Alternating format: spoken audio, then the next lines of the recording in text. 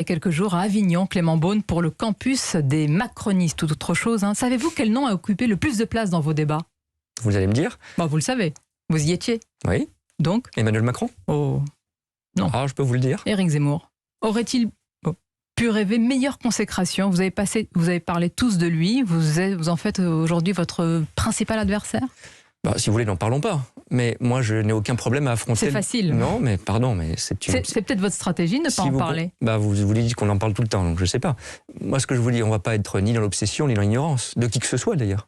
Il y a des candidats, nommons les choses, puisque vous parlez de noms. Oui, c'est pas très grave. Il y a 15% dans les sondages, on peut le nommer, bien sûr, je crois. Aucun problème, j'ai débattu avec lui.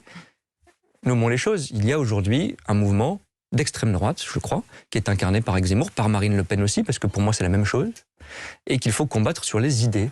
Moi, je n'ai aucun problème à l'affronter sur les idées, à expliquer que c'est bourré de contradictions, que c'est des gens qui nous ont expliqué l'extrême droite française. C'est quoi l'extrême droite française pour vous? Qu'est-ce qu'il y a derrière? Parce que vous me dites c'est l'extrême droite, vous jetez ça comme un anathème, mais qu'est-ce qu'il y a derrière? C'est un courant politique qui malheureusement a toujours existé dans notre pays, mais est-ce que vous pensez... qui a combattu le général de Gaulle, qui a combattu en quelques années, la grandeur de la France. Est-ce que vous l'avez fait baisser, Marine Le Pen? Ça fait des années que vous l'attaquez, rien du tout, toujours les mêmes arguments, toujours certains disent le même théâtre. Je ne veux pas refaire l'histoire, je crois que s'il n'y avait pas eu Emmanuel Macron en 2017, nous aurions aujourd'hui Marine Le Pen au pouvoir. Je crois que s'il n'y a pas Éric Zemmour dans les sondages, Marine Le Pen ne baisserait pas aujourd'hui. Elle serait déjà qualifiée au second tour. On verra ce qui se passe, vous savez.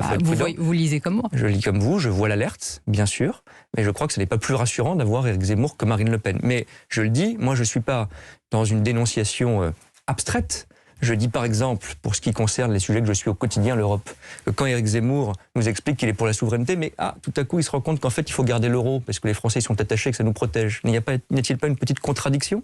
Quand il va voir M. Orban, est-ce qu'il dit aux Français que M. Orban, pour moi ça suffirait à le disqualifier, ce n'est pas simplement des lois homophobes, mais c'est aussi la consécration du partenariat avec la Chine, la défense absolue de l'OTAN et l'éloge du dumping social en Europe pour le chauffeur routier, pour notre BTP, pour des gens qui délocalisent en Pologne, Ce n'est pas nouveau que nous avons des désaccords avec nos partenaires européens. Il va vous dire, il va vous citer d'autres moi je vous dis, partenaires. quand ça arrive, par exemple sur le dumping social, je combats M. Orban et on fait la réforme du travail détaché en Europe. Clément